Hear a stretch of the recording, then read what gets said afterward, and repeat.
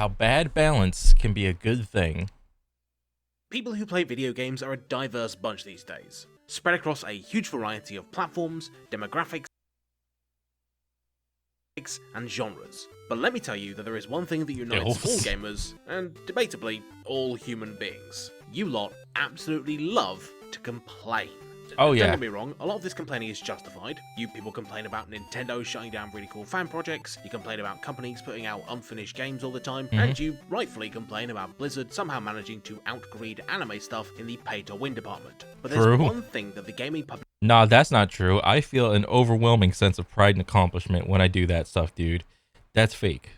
loves to whine about that's a little bit more complicated than you might have imagined, and that's the idea of something being overpowered. Whether it's a particular faction in a strategy game, a character in a hero shooter, or a card in a card game, you can't go 5 minutes without someone, somewhere, complaining that it's overpowered.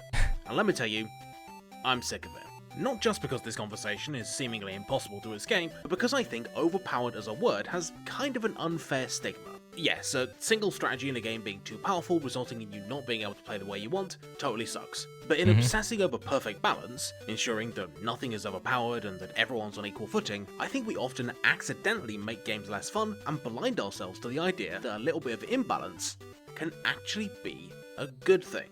Okay, so a little bit of imbalance, and then he brings up Halo. When it comes to single player games, the balance can be like whatever the heck it wants to be. It's a single player game. But when it comes to multiplayer games, either like an RPG type thing or an FPS, I depending on what the game is going for, I think balance is more should be like the more of the thing you should strive to be more instead of imbalance. It's gonna depend on from game to game. Yeah. I'd argue that not only is something being over or underpowered not always a negative. Okay, so like a power weapon in Halo is obviously like overpowered, but how do you counter this? Well, you counter this by like positioning and like out angling your opponent and trying to like bait them to like shoot it and only doing like half damage to you and things like that. But that a bunch of great games, and in fact entire genres, actually hinge on having mechanics, strategies, and characters that are deliberately imbalanced. Now, that might sound like a crazy thing to say. Yeah, but like again, if you're doing like a Left 4 Dead type thing, it's fine if bosses in certain mob types are like overpowered or whatever. Like no one's really complaining that like, oh, we're beating the game too quick because like this one weapon is so good or whatever. I don't think anybody is really doing that. For what possible reason could developers want certain strategies or approaches to be objectively more powerful than the alternatives? Well, first and foremost, let's be honest with ourselves. Being overpowered feels awesome. Yeah. There's a certain sick pleasure in absolutely grinding someone into the dirt, and while multiplayer games can't completely lean into this thrill, single-player titles can really make the most of just how awesome being totally overpowered feels. Absolutely. Including transparently overpowered options can be a shortcut towards creating some great moments of triumph and catharsis, as well as giving players a way to experience the game's core fantasy right away without needing to master the mechanics first. Speaking of fantasies, look at Final Fantasy's Limit Break mechanic, a beloved hallmark of the series, despite it being an incredibly shallow and basically overpowered move no matter which game it's in. The way limit breaks work is that as you take damage, you charge up a character's limit break bar, and when it's full, you get to unleash a big, flashy mega attack. That is basically it. There's really not that much in the way of strategy to the limit break, and there's almost no reason to do anything else if your limit break is available. The original implementation in the original Final Fantasy VII even overwrites your attack when it's charged up, all but forcing you to limit break right away. But strategy isn't really the point here. Limit breaks exist as a way for you to perform epic comebacks when you're on the brink, or to finish off tough enemies in a stylish way, using a character's badass signature move, which is fun in of itself. Similarly, in normally pretty tricky brawlers like Bayonetta or Jetstream Sam's Handsomeness Adventure, moments where the game flips the script and lets you just totally go to town on an enemy can be a great way to reward good play, or just to take the edge off for a bit. Bayonetta's insta-killing torture attacks are pretty straightforward on a tactical level, but damn are they fun to pull off. And blade time in particular in Metal Gear Rising more often than not just lets you go wild slashing something up, which is both an extremely powerful technique and also feels cool as fuck every single time. Compare Platinum's stable to the Devil May Cry games, which are just as empowering when you're playing well and comboing through legions of baddies, but lack those easy overpowered hooks into the core fantasy for newer players, leading to the DMC games being much harder to get into, even if they're about the same difficulty-wise. Leveraging the fun of being overpowered is a little bit harder to do in competitive games, for obvious half the people not having fun reasons. Yeah, like for competitive and specifically shooters, and maybe like fighters too. It's like you don't want imbalance. You need some sort of balance to these games, because the whole point of it is to be competitive. You know, like if you look at any other sport in real life, most sports are pretty even. You know, there'll be like some differences, like you know, like if you play golf, you know, you're always going to be fighting against the weather. You know, oh, I got to drive my ball when there was no wind, and this guy had to drive his ball when there was like 5 degrees wind, like going like left or right or whatever. Or like chess, there's like a white side or black side advantage or whatever. On football, there's like a coin toss. Or like if it's an outside stadium, you want to go like away from the sun, so that way the other team has to look at the sun or whatever. Like little things like that. I mean, it's like you can't really like do anything about that. But like when it's a video game and the entire environment is human made, it's like I want to lean towards the side of like balance as opposed to imbalance. But it's not impossible. In Team Fortress 2 and Titanfall 2, your reward for victory isn't just a pretty you win sign, but instead you get to hunt down and butcher your enemies from a position of massive advantage, or they'll try and run away. These little Enderbrown moments don't take long, maybe less than a minute, so it's not a huge inconvenience to the losing team, but they do create some much needed catharsis at the end of a tough match, setting you up to start all over again. Similarly, in co-op games like Divinity Original Sin 2, the game lets you smash any semblance of fair play apart by working together with your teammates to teleport enemies into death fog, set up elaborate traps to rob people blind, or do really impressive combo moves that completely bypass fights. Of course, the fact that most of the really cool and most OP stuff in Divinity requires multiple players isn't a coincidence. Being overpowered feels awesome. Yes, but because of this, games can actually trick you into playing in a particular way. In basically all the best co-op games, players are dramatically more effective when synergizing their abilities than when working independently, and this is because players like feeling useful, and they like winning even more. So we're naturally pushed into playing co-op games with synergy in mind, not just because it's the most powerful strategy, but because the designers intended this to be the case. When you get right down to it, all games will invariably have a most powerful strategy, and when it comes to titles people take seriously, the player base will work out what that is sooner or later. So oh yeah, because YouTube exists, forums exist. Once something is discovered and videos and information is shared, then that becomes the meta of it. Unless it's like a live service game and the devs pay attention, and then they just nerf the meta thing, and then another meta pops up, and it just infinitely happens until the devs are happy with whatever the final product is. So it makes sense for designers to preemptively balance their games in such a way that the best tactics lead players into playing in a way that's the most fun. In Doom, glory kills, insta-killing enemies and restoring precious health pushes you to play much more aggressively. In Fire Emblem, story-centric Lord characters are much more powerful than everyone else, so you'll become attached to them very quickly. And in logistics games like Satisfactory, automation is much faster than crafting things by hand. We don't consider these things to be overpowered, even though they totally are, because their purpose is to encourage us to play the game in a more fun way. Tempting players into engaging with the game in a particular way through the use of imbalanced systems can be a potent way of controlling their actions, but it can also backfire. Many card games have made the mistake of introducing new archetypes that lie above the existing power curve so as to encourage players to have fun using them. However, in the case of Hearthstone's Demon Hunter, or like 20 different things in Magic the Gathering system... Hey, the card games, hey, they try their best to balance that shit out, but, you know, hey, the player's gonna do what the player's gonna do. The player's gonna make the most overpowered thing possible. You know, that's just what they do. these overpowered new elements didn't enrich the strategic landscape but completely overshadow everything else. No one single part of the Demon Hunter's core tempo deck, or Magic the Gathering's infamous affinity keyword, was the culprit in making them overpowered. The strategies as a whole were simply way more powerful than everything else, meaning everyone either had to play those exact decks or a tailor-made counter deck if they wanted to stand a hope of competing. As you might imagine, this was kind of the opposite to the intended goal of encouraging people to experiment with new things. To avoid this problem, many games push not overarching strategies, which often leads to the overpowered strategy becoming overly centralizing, but individual mechanics or components of a bigger playstyle, allowing players to use them as a jumping off point for a whole variety of different approaches to victory.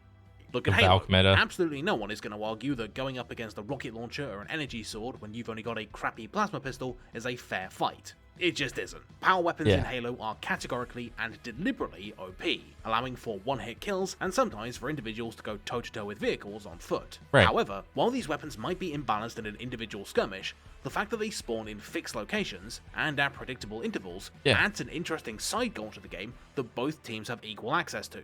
Exactly. When like on a game start for Halo, when you start playing the game and you get a little bit of knowledge, there's like a meta play style that begins to happen. Oh, are we gonna fight for the sniper? Are we gonna fight for the rocket launcher? Because long range over like the short range sword is always gonna be like way better and whatnot. So a meta, like like you said, a little side quest thing, opposed to the main thing. The main thing is like like for Slayer or whatever this is, like this little capture the hill thing. Your goal is to like catch all the points or whatever and control them for the longest amount of time, but it's a lot easier to do that when you have power weapons. So you leave one guy at like A, and then you fight for like you leave your other 3 people to go fight for a power weapon and then maybe control B. So yeah. Grabbing a power weapon won't instantly win you the game, but it might turn the tide in a stalemate or allow you to break through a fortified defense. This means that by their very existence, power weapons shift the impetus of the game away from beelining straight to the objective and more towards map control and coordinated pushes to either make the most of a big rocket launcher or to take out the wielder before they can do too much damage. The same goes for Battle Royale games like Apex Legends. Certain guns, like the infamous one-hit kill machine Kraber Sniper, which is fairly uncontested as the most powerful weapon in the game, can only be found in drop pods. No, the most powerful weapon in the game for Apex is the controller. Which means that teams are going to need to come out into the open and risk getting into fights if they want the best loot. Playing safe and not going for drop pods is still a perfectly valid strategy, but for players who can't live without rare weapons, they're going to have to do the thing that makes the game the most fun. I think the best example of this approach in action, however, is a little video game called Dota, which owes basically its entire success to the fact that each and every one of its 100-odd heroes could be legitimately described as overpowered. The way Dota's heroes work, unlike the heroes in other more popular, more accessible games with better animes, is that basically every hero is oriented around 1 or 2 key mechanics that make them completely imbalanced in a way that gives them a totally unique playstyle. On the simple end of the scale, Sniper has a passive ability that allows him to hit heroes from more than a screen away and to safely besiege towers, and Legion Commander has an infinitely scaling attack buff that goes up whenever she duels someone to death. At the more complicated end, you've got heroes like Tinker, who can refresh all of his cooldowns at will to teleport around the map and spam out abilities faster than any other hero, and Meepo, who starts off weak, but by the end of the game turns into up to 5 totally separate heroes all running around and acting independently. Which is exactly as overwhelming and impossible to control as you think it is. You might think that each Dota hero having such singular focus on an overpowered identity would create massive balance problems and impossible to manage gameplay interactions. And, don't get me wrong, it sometimes does. But when Dota's balancing philosophy works as intended, all those different overpowered heroes can hold each other in a weird sort of equilibrium where the unique strengths can interact in really cool ways that other games simply can't offer. Take Viper and Medusa for example, 2 reptilian heroes who both live in the middle lane. Viper is arguably the strongest hero in the game during the first 10 minutes, and will easily butcher just about anyone during this time. whereas Medusa is basically defenseless until the late game, where she can abuse her insane ability to multi-shot the entire enemy team, creating this weird sort of cat and mouse game where Medusa has to get EXP and money for items somehow, but without getting owned by Viper until she's confident that she can turn the tables later on. Or what about Huskar, who attacks and regenerates faster the closer he is to death, like a crazy berserker. He's super hard to take down because trying to kill him just makes him hit you harder. Unless you happen to be Axe, whose special overpowered ability is to instantly kill any enemy below a certain threshold, but only in melee range. This means that Axe has to charge in and try to chop Huskar's head off when he's at his most dangerous, while this flaming spear-throwing arsehole has to play safer than usual or risk entering the decapitation danger zone. Even more supporty heroes get a bunch of overpowered tools that drastically reshape the game, even though they're not the ones getting the kills. Crystal Maiden passively... Like, yes, there's a lot of imbalanced things that happen in like MOBAs, like League and Dota and whatnot. But since there's so many characters and like so many items, it's like all of these things, like on an individual like 1v1 basis, could be like misconstrued as overpowered at one time and not overpowered at another time, you know, because like this game is just a team-based game, so it's kind of silly to compare like use like 1v1s as your comparison tool.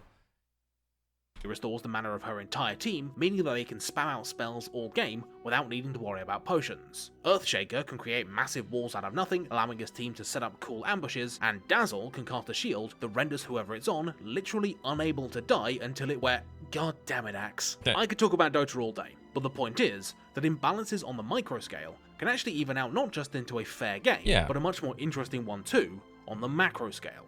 But what if we took things a step further? What if instead of giving players a bunch of overpowered ways to pursue the same objective, we made imbalance a core part of the experience and had some players or a team of players who were literally more powerful than the others? Well, that brings us to the realm of asymmetric games. Yeah. Now, just to point... I don't think there has been a successful asymmetric game like ever. Like, yes, they exist, but they're not really that popular. Like, the one I could think of off the top of my head is Dead by Daylight. I used to play it. I think I have like a couple hundred hours into it. But I just wasn't into it after that. A clarification here.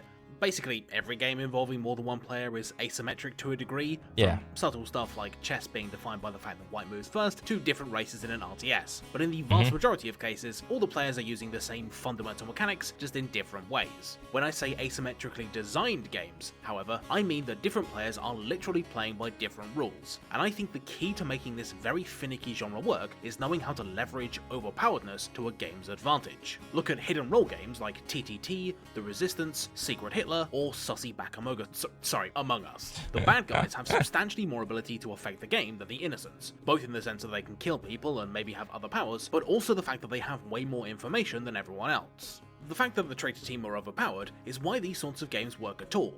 The only way the good guys can really win is when the more powerful players either make a mistake or get caught in a lie. The trick is being able to agree on when exactly that happened. This inherent difference in control over the game belies the fundamental problem with asymmetrically designed games. If one team or one player is objectively more powerful than everyone else, it's very possible to end up in a situation where some people feel like they have no agency because they never get to be powerful. The Garry's Mod custom game Murder, which sees a disguised knife-wielding murderer going up against an also disguised gun-wielding detective amidst a bunch of civilians, has this in spades. The problem here is that while the murderer and detective get to play a fun game of Sherlock and Moriarty, everyone else just sort of has to wait around to die and be used as evidence, which isn't very much fun. The tragically doomed Evolve is also a pretty interesting case of... Like, when Evolve first came out, I was like super interested in playing it.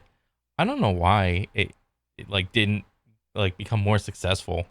Exactly this happening. So the way Evolve works is that there's a team of 4 hunters up against just one monster. Last team standing wins. Pretty straightforward so far.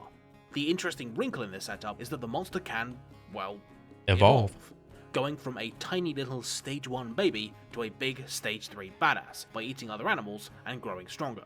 At the start of the game, the hunters have a clear advantage. Once the monster reaches stage 2, it's more or less a fair fight, and if the monster is allowed to get to stage 3, he'll take the upper hand. This seems like a really interesting setup, as it allows both teams to feel overpowered, the hunters at the start chasing down the monster, and the scaling beastie by the end turning the tables. However, this setup fails to take into account player psychology. People want to feel overpowered and have fun being a badass, but equally, this means they'll seek out that feeling at all costs. So, what ended up happening was that the monster had neither a tactical nor emotional motivation to ever even try fighting the hunters until it was max level, at which point the dynamic reversed and the humans gave up because they'd lost any chance at an equal fight. Gameplay in Evolve mostly revolved around the monster doing nothing but running away until the point that they were either caught and lost because they weren't at max power and didn't want to fight, or evaded the hunters for 15 minutes and basically won the game, with neither team really seeing much of each other at any point. So I guess the meta was the monster just runs away and constantly try to like kill little monsters to like level up, get to level 3, and then fight them. And then by that point, it was GG. In an attempt to make everyone feel powerful, Turtle Rock, the developers, accidentally just made everyone feel bored. One way around this problem of overpowered players having too much control is to instead give the weaker players ultimate responsibility for the pace of the game. In Spy Party, a secret spy is pitted against a nearly omniscient sniper who has to spot the spy and then execute them. The sniper has all the power in this relationship. It's not like the spy can shoot back or anything, all they can do is rearrange statues. However, the spy is the one who decides when and where to act, trying to complete all their objectives before the sniper catches on. In this way, a legitimate strategy for the spy is to just do nothing suspicious at all and make the sniper paranoid that they've missed something, leading to them then making a mistake. Crawl is another fun example of this. 4 players are attempting to control the same human host, and the winner is whoever is human at the end of the game when the final boss falls, with whoever slays the current human taking their place. However, the only way to get gold to buff up your human, and to make your human killing minions more powerful, is to be a ghost. This creates a really interesting dynamic where the technically more powerful human is compelled to rush through to face the final boss because they know the longer they stick around, the more tenuous their grip on mortality becomes. Nice. Of course, the undisputed king of this approach is Left 4 Dead Versus, ironically made by some of these same people as Evolve. The survivors in Left 4 Dead are markedly more powerful than the infected, because they, have guns and can heal and can throw pipe bombs and stuff. It's no contest. The only advantage the infected have on their side is that they can respawn and the humans can't, meaning that the infected often have to work together not to kill the humans outright, but to disrupt, separate, and whittle them down over time, eventually leading to the survivors getting picked off one by one. Left 4 Dead Versus is so tense because every second the survivors waste dealing with a lone jockey or running back to save a teammate who got smoked is more of their resources wasted and more time. Bro, how did Left 4 Dead become like a little competitive thing for like Left 4 Dead Versus with the whole infected versus humans? That is crazy. For the infected to respawn and regroup for another attack, putting them under more and more pressure until the survivors finally crumble and are forced to make a mad dash for the exit as the zombies gleefully go to town. Or simply charge the survivors off a goddamn building, which, seriously, that's the most overpowered thing in the whole goddamn game. Some suspect level design in an otherwise great game aside, hopefully now you see why I think the word overpowered has gotten a bit of a bad rap. Sometimes a bit of imbalance is just what a game needs to unlock its full potential. What seems like an over-centralizing strategy can actually be encouraging us to play in a fun way. What feel like boring, overpowered moves can actually be a great excuse for a fun time. And what you think are unbeatable enemies might just need for you to figure out your own OP solution. On a broader level, our fear of things not being perfectly balanced at all times often just ends up with games being sanded down into mediocrity. MMORPGs in particular often run into this issue. In an attempt to make all classes balanced, many developers often end up stripping away unique overpowered tools that make each one so fun to play and either divide them among all the classes or simply remove these tools outright. Shamans in World of Warcraft are the biggest example I can think of, where once they had a litany of cool totems and arguably the best raid buff in the game in the form of Bloodlust, or Heroism if you're a boring Alliance player. Now a lot of these things have been taken away because they were difficult to balance, ending up with totems being neutered and both mages and hunters getting access to a reskinned Bloodlust, removing a lot of the individual appeal and utility of playing a shaman. The era of the homogenization of class identity. Service of an abstract notion of balance that didn't really make the game more fun for anyone. Not only that, a relentless fixation on balance can actually force some players out of enjoying a game. If the Call of Duty developers removed the glorious noob tube, many less skilled players would lack a way to feel like they're able to compete, and would probably get bored long before they'd learn that the tube isn't that powerful anyway. And imagine if fighting games like Street Fighter didn't have deliberately terrible joke characters like Dan. There is no moment more hype than beating an opponent with a character designed to suck, and if Dan were, you know, good, then those experiences would be lost forever. Oh wait, that's exactly what happened, and it sucked. Now he's just regular bad instead of fun bad. We tend to think of video game balance as a goal, a platonic ideal to shoot towards at all times.